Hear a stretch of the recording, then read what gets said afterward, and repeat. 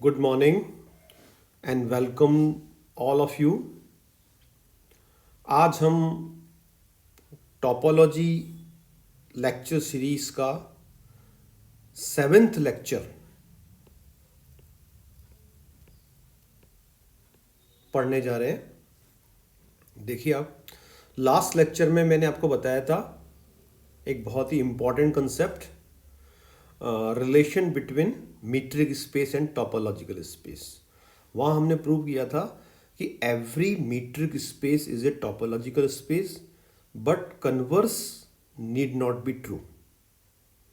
ठीक है, आज देखिए हम एक डिफरेंट कंसेप्ट, हम दो टोपोलॉजीज को कंपेयर कर रहे हैं।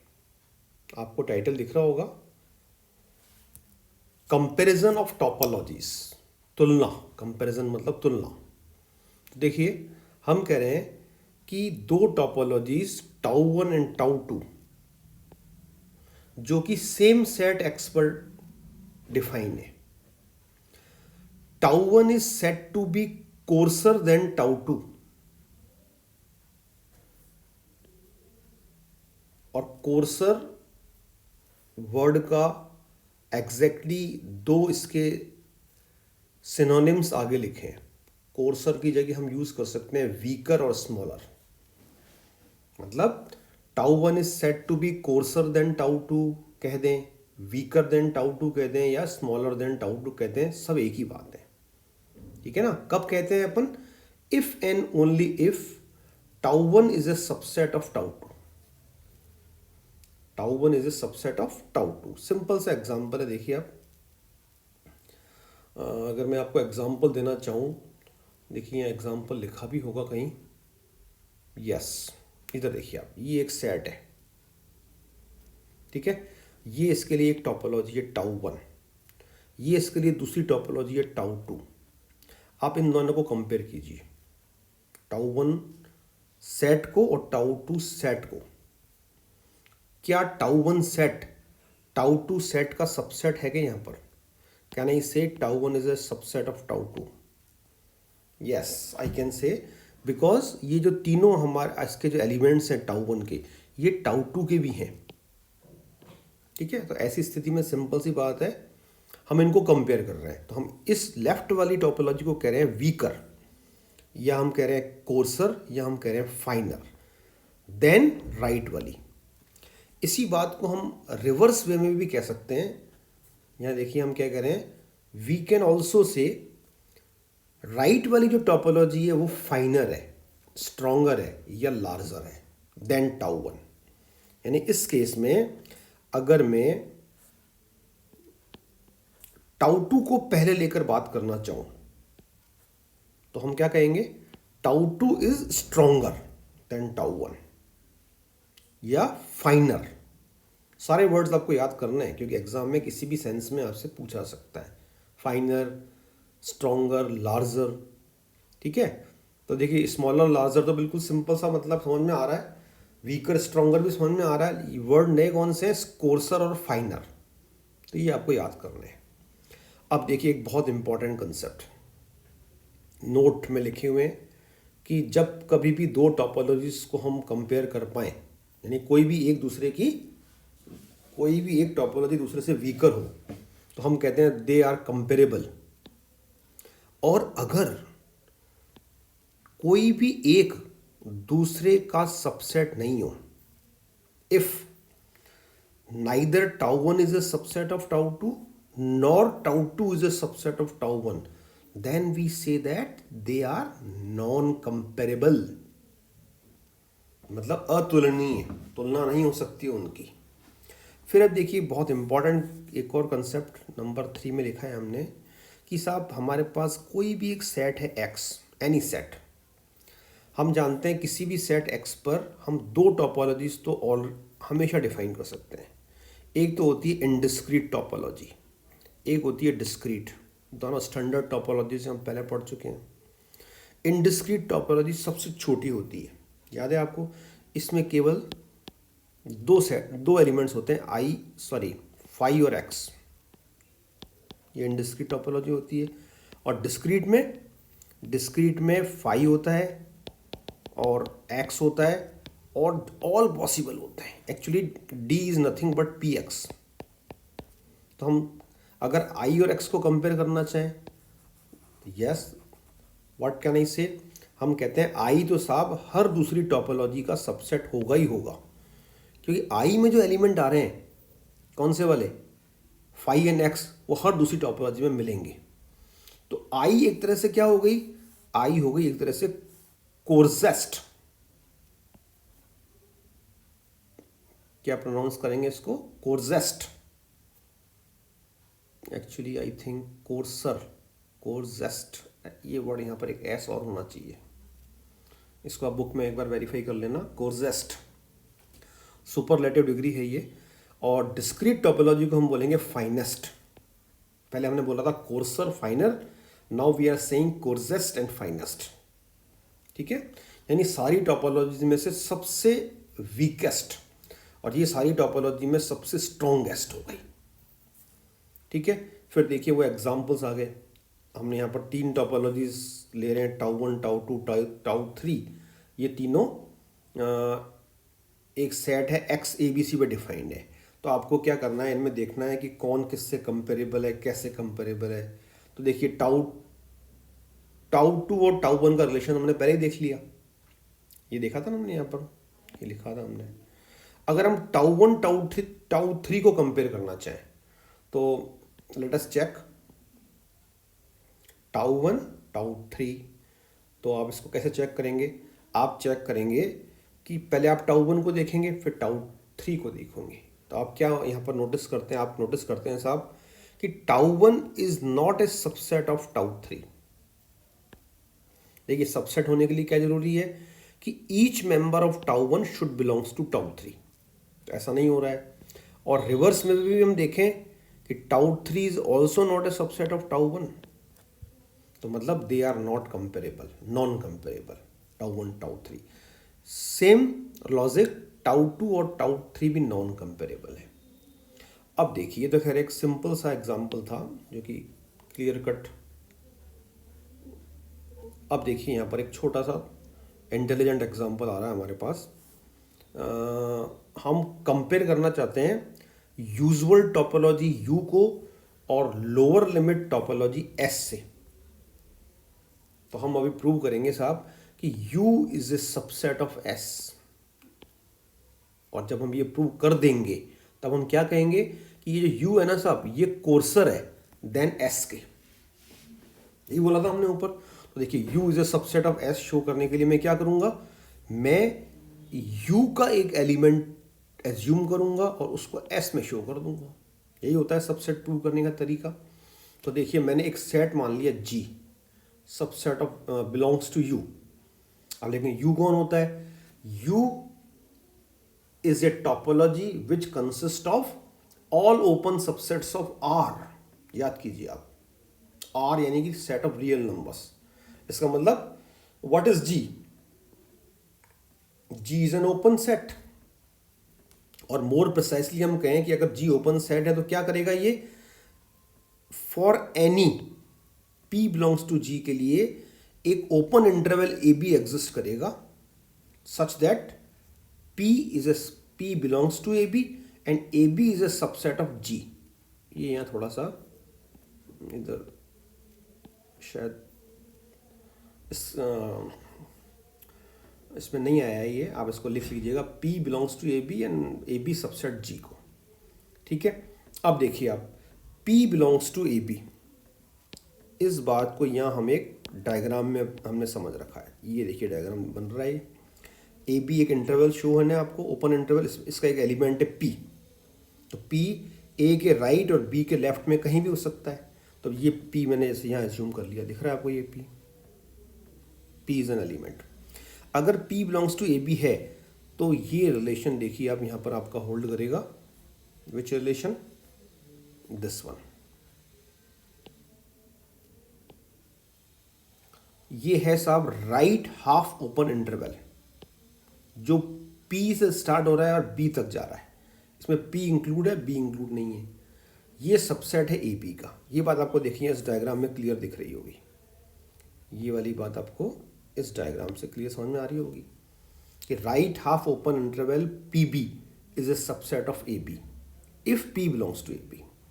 अगर ऐसा हो रहा है तो हम क्या कहेंगे साहब, ये बात होल्ड कर रही है। क्यों होल्ड कर रही है? क्योंकि आप देखिए साहब,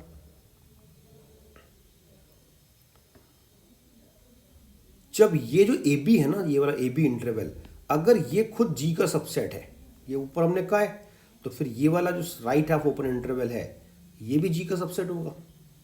ये वाली बात तो होल्ड कर गई। तो अगर ये वाली बात होल्ड कर गई तो ये तो साहब किसी कंडीशन आ गई, बताइए, ये कंडीशन आ गई राइट और क्या बोलते हैं, लोअर लिमिट टोपोलॉजी कंडीशन आ गई। यही हमने लोअर लिमिट टोपोलॉजी में कहा था। इसके लिए आपको प्रीवियस वाला लेक्चर दिमाग में रखना पड़ेगा। तो ये कंडीशन मुझे क्या बता रही है कि G बिलोंग्स टू S। जिस प्रकार से ये जो कंडीशन है, यहाँ पूरा लिख देता हूँ, P belongs to A B subset G, ये बताती है कि G बिलोंग्स टू U। उसी प्रकार से ये कंडीशन क्या बताती है, P और G के बीच में एक राइट हाफ ओपन इंटरवल आ गया, और ये बात every P belongs to G के लिए ट्रू है, ये बताती है G बिलोंग्स टू S। तो हमने हमारा प्रूफ स्टार्ट किया था G बिलोंग्स टू U मानकर, और हमने प्रूव कर दिया G बिलोंग्स टू S। तो इससे क्या प्रूव हो गया, U is a subset of S। इसका मतलब U is coarser than S। ठीक है, तो आई होप ये आपको समझ में आ गया होगा। फिर आप देखिए, एक सिंपल सी थ्योरम है लेकिन इंपॉर्टेंट है, intersection of arbitrary members of topologies is again a topology. देखिए, यहाँ केवल एक लिखने का तरीका इंपॉर्टेंट है, वो आपको सीखना है। कि पहले देखिए, हमने ये कलेक्शन एज्यूम किया है। किसी भी कलेक्शन में अगर आप एक इंडेक्स सेट की हेल्प लेते हैं, ये मैं आपको पहले ही बता चुका हूँ, ये सफिक्स है ना, और ये सफिक्स आपका उस सेट के किसी मेंबर को कंसीडर करने के लिए यूज़ किया जाता है। तो ये कलेक्शन हमेशा एक आर्बिट्री कलेक्शन को डिनोट करता है। आर्बिट्री कलेक्शन का मतलब दिस कलेक्शन में बी फाइनाइट और दिस कलेक्शन में ऑल्सो बी इनफाइनाइट। तो यहाँ पर इस तरह से पहले हम कलेक्शन हमने यहाँ लिया था, जब हमने यहाँ लिखा था G लैम्डा, याद है हमने T3 को प्रूव किया था, तो हमने वहाँ क्या कहा था, आर्बिट्री कलेक्शन ऑफ सेट्स। अब यहाँ पर G की जगह क्या लिख रहे हैं अपन, टाउ लैम्डा। तो ये किसका कलेक्शन हो गया, ये हो गया कलेक्शन ऑफ टोपोलॉजीज, है ना, कलेक्शन ऑफ टोपोलॉजीज। कैसा कलेक्शन है ये, आर्बिट्री। तो हमको प्रूव करना है, यानी इस कलेक्शन में कितनी भी संख्या में टोपोलॉजीज हैं, 5 हैं, 10 हैं, 20 हैं, 100 हैं, इनफाइनाइट हो सकती हैं। तो और each member tau lambda is a topology. तो इन सब का जो इंटरसेक्शन है that is also a topology. ये हमको प्रूव करना है, सिंपल सी बात है। तो प्रूफ इज वेरी इजी। ठीक है, आप इसको अपने आप गो थ्रू हो जाइएगा। आप चाहें तो मैं आपको T3 एक्सप्लेन कर देता हूँ। T3 में क्या हो रहा है, देखिए आप, हमने एक कलेक्शन लिया है ऐसा G अल्फा, ये इंपॉर्टेंट है समझने के हिसाब से, be any family of sets. अब यहाँ पर आप देखिए बिलोंगिंग टू दिस, अब यहाँ थोड़ा सा आपको ध्यान से समझना पड़ेगा। एक्चुअली क्या होता है साहब, इसमें हमें टोपोलॉजी प्रूव किसको करनी है, पहले तो आप ये देखो, हमको इसमें टोपोलॉजी प्रूव इसको करना है। इसलिए हमने 5x इसको बिलोंग बताया T1 में, फिर हमने G1 G2 इसके मेंबर एज्यूम करके G1 इंटरसेक्शन G2 भी इसमें बताया। तो जो मैं T3 एग्जिम प्रूव करूंगा ना, उसमें मैं एक कलेक्शन कंसिडर करूंगा इस सेट का। तो देखिए यहाँ पर, अब चूंकि यहाँ पर अगेन एक कलेक्शन मुझे एज्यूम करना है, और यहाँ पर स्टार्टिंग में भी एक कलेक्शन गिवन है, तो यहाँ पर ध्यान से समझने की बात क्या है कि यहाँ पर हमने एक अनदर इंडेक्स सेट एज्यूम किया है, डिफरेंट। इसका नाम हमने रख दिया है इंडेक्स सेट डैश। इनिशियली जो इंडेक्स सेट था उसमें हमने सिंपल ऐसे लिखा था, यहाँ पर हमने डैश मान लिया है। तो let G alpha, alpha belongs to index set dash be any, यहाँ पर आप चाहो तो कलेक्शन लिख सकते हो फैमिली की जगह, collection of sets belonging to this one. इसका मतलब क्या हो गया कि यहाँ पर प्रत्येक G alpha, each G alpha इसको बिलोंग कर रहा है।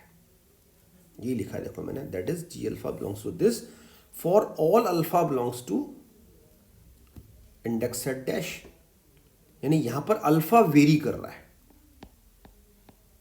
ठीक है, इसका मतलब क्या हो गया, अब हम यहां पर इसके बाद इस लाइन में अपन किसी एक जी अल्फा की बात कर रहे हैं।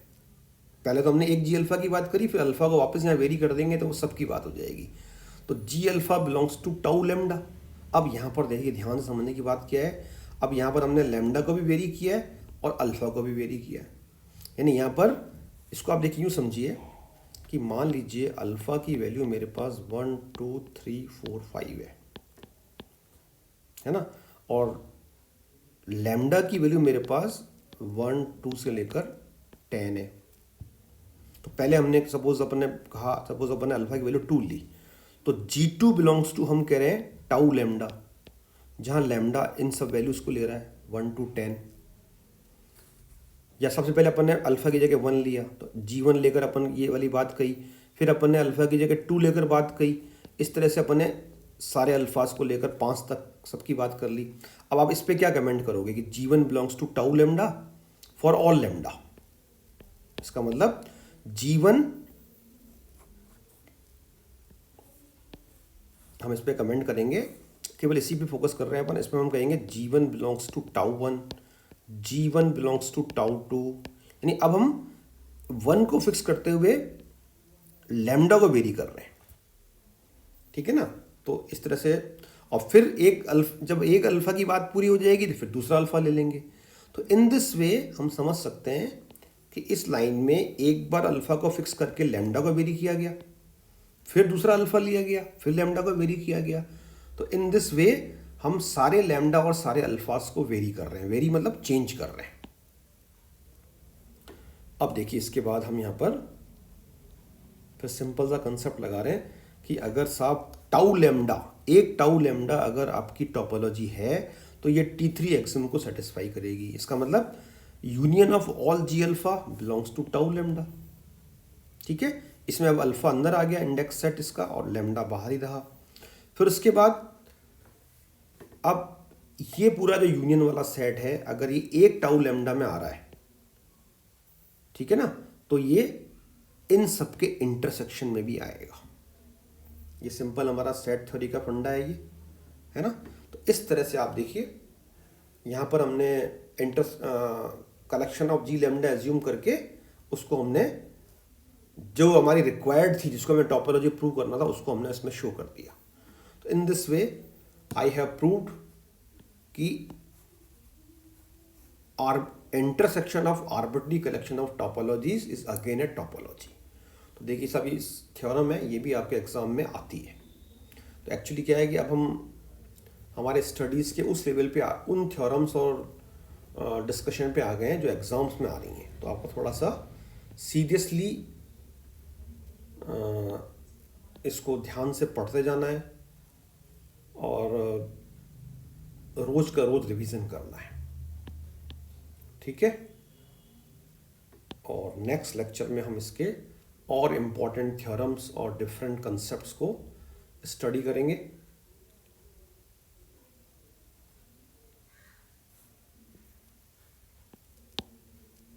ओके, और कोई भी आपका अगर प्रॉब्लम है, आपके दिमाग में अगर कोई क्वेश्चन है, यू कैन आस्क।